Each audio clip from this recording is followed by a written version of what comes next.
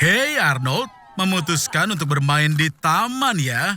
Sepertinya burrito itu tidak sesuai untukmu. Cepat cari minuman. Arnold, tunggu. Entah apa yang ada di tenda sihir itu kan? Ya karena kau berhasil menyelesaikan masalah makanan Meksikomu. Ayo bersenang-senang. Antrian yang sangat panjang. Sepertinya kau harus sedikit menunggu. Atau, Arnold, itu bukan hal yang baik. Sepertinya nenek kecil lucu itu butuh bantuanmu. Arnold, awas! Kau tahu, Arnold, aku putuskan untuk ke kamar mayat dan mengucapkan perpisahan padamu. Dan astaga, kau masih hidup? Tidak, kau telah dibangkitkan. Sepertinya ramuan yang kau minum tadi itu berhasil. Sekarang kau abadi. Kuucapkan selamat, Arnold. Sekarang kau akan jadi organisme yang hidup paling lama di bumi ini. Kini tubuhmu beregenerasi. Dan ungkapan penuaan sel kini hanya jadi lelucon untukmu. Jadi, bagaimana kau akan memanfaatkan keabadianmu? Aku paham kau akan menyeberang jalan saat lampu merah. Melecehkan gadis manapun. Kau juga akan memenangkan kontes mirip Kenny McCormick. Itu konyol sekali. Kau punya usia yang tidak terbatas. Dan kau habiskan untuk itu? Arnold, kau bisa mempelajari apapun di dunia. Mempelajari ilmu bela diri apapun. Dan bahkan menjelajah dan menjajah galaksi baru. Arnold, bagaimana kalau kau berhenti menyia-nyiakan waktumu? Dunia di sekitarmu berubah dengan cepat, tapi kau akan tertinggal dalam prosesnya. Dan di masyarakat, kau akan merasa berlebihan. Segala hal yang sebelumnya penting bagimu, perlahan akan menghilang. Seiring waktu, segalanya tidak akan menyenangkan atau mengejutkanmu karena kau sudah melihat semuanya. Sepertinya mereka merencanakan sesuatu lagi. Hei, apa kalian ingin coba membuat seseorang jadi abadi? Wow, siapa ini?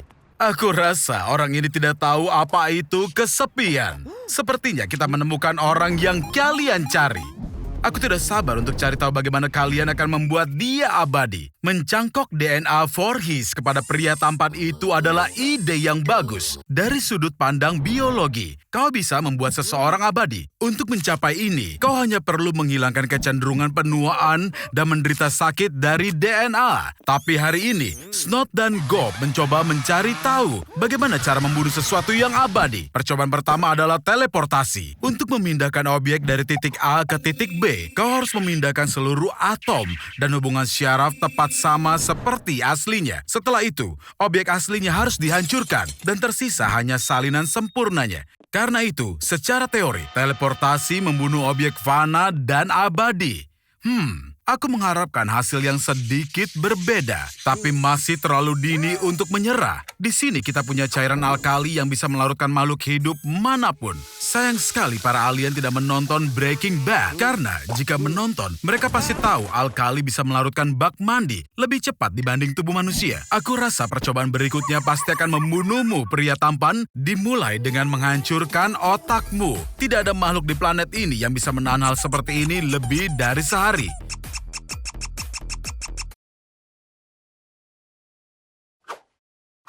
Kau masih hidup? Baiklah. Beruntung sekali, Snot dan Gob baru saja mencuri penggiling daging besar ini kemarin.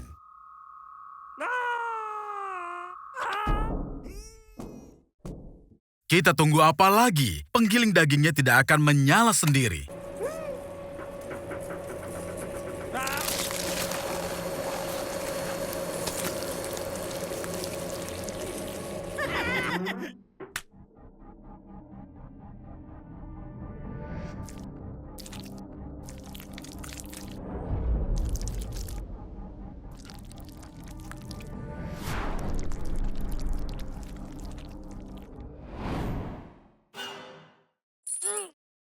Selamat ya Arnold, kau baru saja menjadi sukarelawan untuk tes kulit anti peluru. Wow, kau masih hidup Superman? Jadi, tes ini berhasil. Hei Arnie, orang-orang ini tampaknya cukup senang dengan hasilnya, tapi mereka ingin meningkatkan percobaannya. Peluncur granat menembakkan granat dari larasnya dengan kecepatan 120 meter per detik dan bisa menembus baju besi baja setebal 50 cm. Sekarang kita membutuhkan sesuatu yang lebih serius. Misalnya, kulit yang terbuat dari fluorin. Ini adalah bahan terkuat yang dikenal dalam ilmu pengetahuan, sebuah allotrope karbon. Dan bahan ini 200 kali lebih kuat dari baja terkuat. Selamat ya Arnie, kulitmu yang penuh dengan minyak bisa menahan granat yang didorong oleh roket. Yang tentu saja tidak ada jaminan soal otakmu. Gelombang kejut mengubahnya menjadi jelly yang bergoyang-goyang. Tapi untungnya, kau berada di laboratorium yang sangat rahasia. Itu benar Arnold, saat yang tepat untuk kabur. Lagi pula sekarang senjata otomatis tidak bisa melukaimu. Bahkan kau tidak bisa dicekik. Dan bahkan tertabrak mobil pun tidak akan menyakitimu. Tapi kekuatanmu Arnie, si pengecut kecil, tidak berubah sedikit pun. Tapi sebaliknya, seperti yang terlihat, sekarang kau memiliki mental baja. Tapi masalahnya Arnold, sekarang kau harus sembunyi selamanya. Agar tidak ada yang tahu bahwa kau punya kulit super. Tunggu, apa? Aku mengerti Arnie, kau akan melakukan apa saja agar disukai. Ya, terserah saja. Arnold, lihat, itu kau. Tapi dari masa depan. Tunggu Arnold, dia tidak butuh pakaianmu. Dia butuh bantuanmu. Karena itu, kau akan ke tahun 2050. Oh ya ampun, itu bukan masa depan cerah yang dipikirkan semua orang. Benar sekali, pada tahun 2050, bumi mengalami pemanasan global. Populasinya bertambah hingga lebih dari 10 miliar orang. Kelebihan populasi ini menyebabkan kekurangan air bersih. Bisa kau bayangkan, planet ini berada di tepi kehancuran dan mereka memperebutkan Pepsi. Baik, kembali ke misi kita. Pada tahun 2050, semua orang punya implan cybernatika. Dan karena drone musuh bisa mendeteksi implan itu pada jarak 10 kilometer, kau Arnold adalah orang paling tidak terdeteksi dan tidak terkalahkan di tahun 2050. Kaulah yang akan membantu mengubah arah peperangan. Prajurit berkumpul. Jadi Arnold, musuh sudah terlihat berada di utara, tapi jalannya terhalang oleh senjata elektromagnetik. Alih-alih proyektil, mereka menembakkan impuls listrik dan kecepatan impulsnya mencapai 7.000 km per jam. Kita harus cari tempat berlindung, cepat. Turun ke terowongan subway. Kau berhasil menghindari senjata itu, Arnold.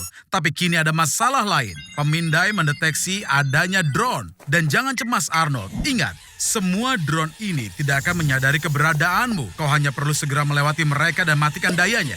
Bagus, Arnold. Masa depan jelas belum siap untuk orang sepertimu. Lanjutkan, kawan. Kau hampir sampai. Waktunya untuk ke permukaan.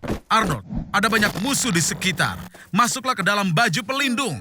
Dengan itu, kau bisa menjadi prajurit super dan bepergian jauh tanpa merasa lelah. Dan semua aktivitas fisik menjadi 20 kali lebih mudah dibanding sebelumnya. Kini kau tidak terhentikan, Arnold. Kini kau hanya perlu menguasai pengendalinya. Arnold, tidak! Kau baru saja membunuh dirimu di masa depan. Oke, baiklah. Tak ada waktu untuk berduka. Musuhmu datang. Kau punya pelontar api. Gunakan. Oh yeah, tidak ada yang mengira bahwa ini suatu hari akan terjadi di Hollywood. Arnold, awas! Ada roket! Arnold! Oh gawat. Ups, kita ada sedikit masalah. Arnold, jangan takut. Tapi kau terkubur hidup-hidup. Sama seperti Rodrigo Cortez. Berhentilah berteriak. Berteriak meningkatkan kepanikan, detak jantung, dan juga jumlah udara yang kau gunakan. Dan kau punya waktu maksimal 2 jam untuk bernapas di peti matimu sampai kau kehabisan oksigen. Arnold, ponselmu. Kau hanya terkubur 2 meter. Hooray! Ternyata ada sinyal. Hubungi orang tersayang. Mereka akan menyelamatkanmu. Tapi belum tentu, karena bagi mereka kau sudah mati. Mereka mungkin akan mengira teleponmu adalah lelucon bodoh. Coba sambungkan ke internet. Postinganmu pasti akan terlihat. Tapi setelah mereka nge-like kucing memakai baju lucu, postingan baru Ariana Grande, dan kentang yang berbentuk lucu. Aku punya ide. Postingan geotag akan mendapatkan 79% lebih banyak efek. Dan postingan yang mengatakan bahwa minyak bumi ditemukan 100% akan menarik perhatian Donald Trump. Dalam situasi kritis, naluri binatang seseorang akan terbangun. Ya, aku berharap itu akan terbangun di dalam dirimu. Arnold, saat kekurangan oksigen, orang sering mengalami halusinasi. Tanyakan Google apa yang harus dilakukan. Jangan tancapkan paku dalam hidupmu seperti tutup peti mati. Keluarlah dari zona nyamanmu. Tidak ada cara lain. Oh, Kill Bill 2. Lakukan seperti Uma Thurman. Kau perlu melubangi tutup petinya. Tetaplah kuat, kumpulkan semua kemarahanmu seperti Naruto dan... apakah itu sakit? Kau harus membuka paksa tutupnya. Lihat apa yang kau miliki di sakumu. Arnold, apa itu? Oh, yang benar saja. Kau bahkan tidak membutuhkannya di luar peti mati. Ini akan berhasil. Menerobos, memukul. Seperti kau melarikan diri dari fasis. Atau juga dari lagu-lagu sedih Billie Eilish. Kau berhasil. Sekarang kau harus memasukkan tanah ke dalam peti mati untuk memberikan jalan keluar untukmu. Kau harus mengangkat kemejamu dan diikatkan di kepalamu. Supaya kau tidak mati lemas karena tanah yang berjatuhan di kepalamu. Arnold! Arnold! Arnold! Bangun! Halusinasi lagi, jauh lebih mudah bagi seseorang untuk keluar dari kedalaman jika sama atau kurang dari tinggi badan mereka.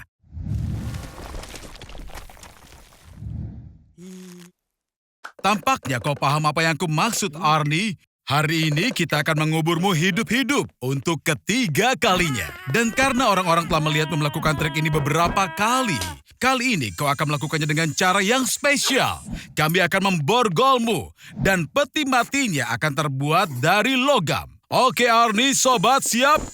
Masuklah. Selama penguburan sebelumnya, kau telah mempelajari aturan terpenting. Kau perlu bernapas dengan tenang dan dalam untuk menghemat oksigenmu. Oke, sekarang berhenti bersikap tenang. Kita harus cepat lepas borgolnya. Sederhana saja. Yang perlu kau lakukan hanyalah mematahkan satu jari di masing-masing tangan agar kau bisa meloloskan borgolnya. Oh, sudah jangan cengeng, Arnie. Kau masih punya 2 jari tersisa. Gunakan ikat pinggang atau arlojimu untuk mencoba membuka tutupnya. Peti mati logam memiliki titik lemah di sepanjang tepinya. Sudahlah, Arnie. Aku bercanda. Kau tidak mungkin merusak logamnya, bodoh. Ada 2 meter tanah di atasmu yang menekan dengan massa hampir 2,5 ton. Jadi, pemakaman ketiga ini mungkin akan menjadi yang terakhir untukmu. Arnie?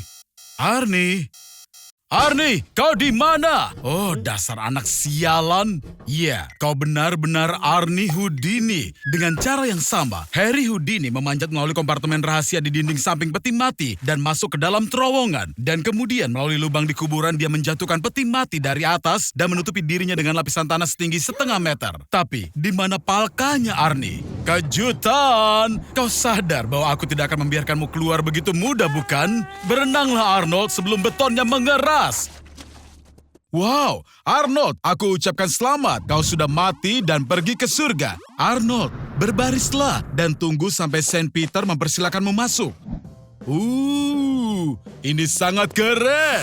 Hei, wow, lihat. Apa itu John Lennon? Tidak, tunggu. Bukan, dia itu Yesus. Di sini bahkan terdapat dinding lukisan Tuhan yang dibuat oleh seniman-seniman bersejarah yang hebat. Pada zaman dahulu kala, orang percaya bahwa Tuhan itu menakutkan dan haus darah. Sebagai contoh, suku Aztec selalu mengorbankan orang-orang pada dewa mereka, Huitzilopochtli, untuk menurunkan hujan. Dewa-dewa Yunani kuno mengibaratkan diri mereka sebagai manusia atau fenomena alam. Sayangnya, Arnie, di surga Kristen, tidak seperti surganya Muslim. Kau tidak akan mendapatkan 72 gadis perawan. Tapi hei, lihat. Di sana, itu John Lennon. Atau apa itu Yesus lagi. Dan inilah dia. Dia memiliki banyak nama. Sang Pencipta, Yehova, Adonai, Yahweh, Tuhan. Oh, shh. Dia sedang tidur. Sebaiknya jangan main-main dengan barang-barangnya, Arnie. Arnold, apa-apaan kau ini? Kau tidak boleh masuk ke sana.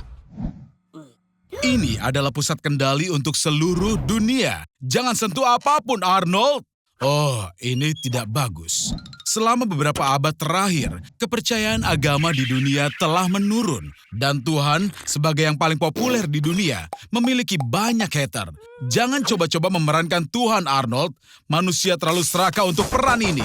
Banyak sekali contoh dari sejarah, dan semuanya berakhir dengan sangat buruk. Arnold, hentikan! Ini bukan lelucon, sobat. Bagus, sekarang semuanya menjadi kacau.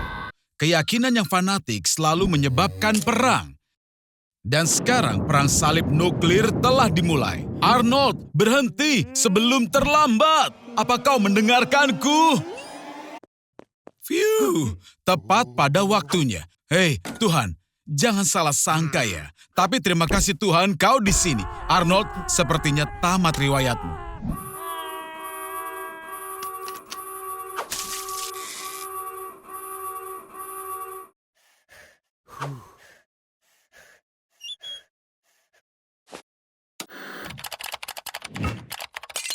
Aku punya kejutan untukmu. Hari ini kamu akan ikut dalam sebuah eksperimen.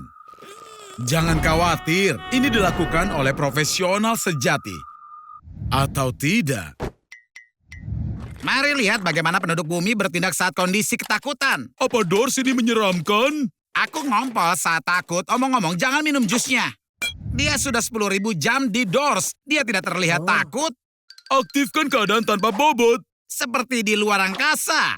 Jadi Arnold, apakah kamu siap untuk bermain game di luar angkasa? Baiklah, atau mengambang saja. Di bumi, Arnold gravitasi menahanmu, jadi tidak bisa melompat dan juga terbang. Namun, jika kamu punya kecepatan yang cukup, kamu bisa mengatasi gravitasi bumi. Gaya gravitasi dan gaya inersia saling menyeimbangkan, dan kamu bisa terbang dengan aman dalam gravitasi nol di bumi. Bergerak di kondisi tanpa bobot tidaklah mudah. Dan tentu saja bukan karena kamu lemah. Arnold, sepertinya kamu telah menemukan jenis bahan bakar baru, hidrogen sulfida. Ini bisa membantumu menghadapi monster. Untungnya, bukan kamu saja yang melewatkan pelatihan pra-penerbangan. Hati-hati, Arnie. Sepertinya kamu membuka pengamannya. Karena kunci yang terbuka, keseimbangan gas menjadi kacau. Pakai pakaian astronotmu, Arnold. Hore, kamu berhasil. Tapi sekarang ada masalah lain. Bagaimana kamu bisa mendengar monster sekarang? Sepertinya kamu malah menakuti semua monster itu sendiri. Tidak, kamu tidak tuli, Arnold. Suara tidak bisa merambat di ruang hampa. Suara merambat dalam bentuk gelombang. Benda yang bergetar mentransmisikan getarannya ke molekul atau partikel di sekitarnya. Di ruang angkasa, molekul udara terpisah sangat jauh sehingga tidak dapat mengirimkan getaran. Tidak ada udara, tidak ada suara. Jadi lebih baik diam saja di dalam lemari. Ya, selama diperbolehkan. Houston, kita punya masalah. Apakah ini pintu terakhir? Aku ingin tahu apa yang ada di baliknya. Arnold, tunggu dulu. Ini belum berakhir. Dia ada di luar angkasa. Kami mengadakan pesta bergaya Among Us. Sebuah game populer dengan lebih dari 500 juta pemain. Lebih dari permainan apapun dalam sejarah. Dengan 97% pemainnya memainkan versi gratis di perangkat mobile. Tapi sebagian besar pendapatannya didapat dari versi PC berbayar. Tentu saja kita memainkan versi gratisnya. Jika gratis, aku juga akan ikut bermain. Ada alasan khusus aku memilih coklat. Karena dia 65% lebih jarang dikeluarkan. Dalam lebih dari 90% pemilihan, orang memilih mengeluarkan hitam. Dan itulah warna yang kau dapat, Arnold. Kita mulai permainannya. Hal yang terpenting adalah bertindak cepat karena kau bisa terbunuh setiap saat. Dan ini dia pembunuhan yang pertama. Jangan cemas, di sini kita punya banyak detektif. Dengan cepat mereka tahu bahwa kau bukan penipunya. Ups. Aku yakin di sini kau benar-benar dijebak, Arnold. Ini waktunya untuk pergi sebelum kau dilempar ke luar angkasa. Kau harus selesaikan tugas dalam permainan untuk menjelaskan kepada pemain lain bahwa kau bukan penipu. Ups, ruangan ini sudah dipakai. Jangan ganggu pasangan ini. Ada satu tugas baru. Kau harus memadamkan api di ruang kelistrikan. Sepertinya itu berhasil. Mereka percaya padamu. Ayo, bantu pemain ini. Sepertinya aku melihat alat pemadam kebakaran. Arnold, ada yang benar-benar ingin menjebakmu. Terlebih, berdasarkan statistik, ruang kelistrikan dan ruang admin adalah tempat paling berbahaya. Jika kau memang seorang penipu, kau harus ledakan mesinnya dan menangkan permainan. Tidak berhasil. Itu keren, Arnold. Jadi kau bukan penipu. Selamat. Hati-hati. Kena kau, kawan. Maafkan aku. Kita sudah bersenang-senang. Tapi kini kita harus berpisah. Membedakan realitas virtual dengan realitas nyata menjadi semakin sulit setiap harinya. Deja vu. Tenanglah dasar kau, hei paranoid. Hewan liar seringkali masuk ke dalam rumah untuk mencari makan. Atau mungkin dunia di sekelilingmu adalah sebuah simulasi. Tenang sobat, ini hanya ilusi optik. Jika kau mengubah sudut pandangmu, semuanya akan normal seperti biasanya. Tapi bagaimanapun juga, sejujurnya, semua yang kau lihat sebenarnya hanyalah hayalan dari imajinasi otakmu. Cahaya yang memasuki retinamu diubah menjadi impuls yang mentransmisikan informasi ke sistem pemrosesan gambar visual. Dari situ, sinyal masuk ke otakmu dan kau melihat apa yang terlihat. Dan saat, itu cantik sekali. Kesalahan lagi? Atau ini konsekuensi dari tren populer di mass market? Sinkronisasi seperti ini bisa membuatmu berpikir bahwa kau telah kehilangan akal sehat. Ya Arnold, kau benar. Yang seperti ini pastinya perlu direkam. Tapi keluarkan ponsel dari sakumu secara perlahan dan hati-hati sobat. Atau polisi bisa mengira bahwa kau sedang merogoh senjata. Beginilah cara kerja ilusi. Formasi retikuler di batang otakmu menjadi terlalu bersemangat. Hei, kau mau kemana dasar pengecut? Arnie! Siapa ini? Tidak. Jangan coba-coba. Ini bukan The Matrix. Itu ide yang buruk, Arnold. Hampir sama buruknya dengan membuat sequel dari trilogi yang legendaris. Meet Arnold adalah sebuah halusinasi. Dan efeknya sekarang 300 kali lebih kuat. Dan otak Arnold berubah menjadi lumer. Bahkan sama seperti dia. Ini membutuhkan penanganan medis yang serius. Apa-apaan ini? Apa aku juga mengalami gangguan sekarang? Bagaimana kau bisa membedakan mana yang nyata dan mana yang tidak? Jadi sekarang sesi menonton acara jelek TV sore lagi. Jadi ada apa ini? Sekarang Elon Musk meluncurkan roket baru ke luar angkasa. Dan luar angkasa membalas meluncurkan meteor ke Elon Musk. Arnold, santai. Kau bahkan tidak tahu apa itu meteor kan? Meteor adalah benda luar angkasa besar yang berasal dari jagat raya. Beratnya berkisar dari beberapa gram sampai ribuan ton. Dan jangan takut, hanya ada satu kasus meteor menghantam orang dalam sejarah pada 1954. Itu pun hanya mengenai kakinya saja. Tampaknya ada yang jadi relawan untuk menyelamatkan planet ini. Dan dia dipenuhi dengan antusiasme. Tampaknya episode ini akan jadi yang paling singkat dan punya akhir bahagia. Tidak, lupakan saja. Sama seperti biasa. Tampaknya planet kita akan hancur. Atau mungkin akan ada penyelamat lain. Mungkinkah dia Arnold? Sempurna, kami akan pilih pakaian untukmu. Jadi, yang ini bukan. Jelas bukan yang ini. Tidak, bukan yang itu. Nah, ini dia. Ini yang kau butuhkan. Walau kita tidak bisa meniru apa yang dilakukan proyek DART dari SpaceX. Rencananya pada tahun 2022, pesawat luar angkasa berbobot 500 kg akan ditabrakkan ke asteroid bernama Didymos pada kecepatan 6 km per detik. Ternyata autopilot belum dipasang. Jadi kau harus menerbangkannya secara manual dan menjadi pahlawan. Oh wow, Arnold, kau selamat? Hampir seperti semua bentuk kehidupan terendah, seperti mikroba. Tapi kini ada masalah kecil dengan air. Setelah meteor berdiameter 100 km menabrak bumi, gelombang kejutnya menghancurkan hampir semua kehidupan dalam radius 100.000 km persegi. Ada pelepasan belerang yang sangat banyak, dan abu serta debu dari semua kehancuran ini naik ke atmosfer lapisan atas dan menghalangi sinar matahari menembus. Kau pasti lapar. Untunglah kau menyimpan makanan luar angkasa di dalam roket. Tak ada makanan? Ini mengerikan karena tak ada makanan tersisa di bumi. Untunglah kau pakai baju luar angkasa karena suhu di luar minus 50 derajat Celcius dan kau tidak mau berjalan terlalu lama di luar sini. Awas! Aku lupa memberitahu bahwa kecoa juga selamat dan mereka bermutasi sedikit lebih besar. Sebaiknya kau lari menuju tanpa batas dan lebih lagi. Suatu hari yang cerah, sama sekali tidak ada tanda-tanda bencana. Arnold telah dikurung di sebuah hypermarket sampai akhir hayatnya. Kalian mungkin bertanya kenapa, dan jawabannya adalah hanya karena aku hanya ingin mengurungnya di hypermarket. Di sini kau bisa makan manisan dan permen sepanjang hari. Dan kau bisa berkeliling toko dengan troli. Yang kau mau barang-barang untuk rekreasi, olahraga, pakaian, dan bahkan obat-obatan. Rata-rata ada 120.000 produk berbeda di hypermarket yang akan memberimu 50 tahun kehidupan tanpa beban. Tapi sayangnya tanpa listrik, sebagian besar barang-barang ini akan rusak keesokan harinya. Pada suhu normal, segudang susu yang ada di toko akan basi hanya dalam 18 jam. Ayam segar dan juga daging sapi semuanya akan rusak dalam sehari. Kue dan kue kering akan bertahan sedikit lebih lama, mungkin 36 jam.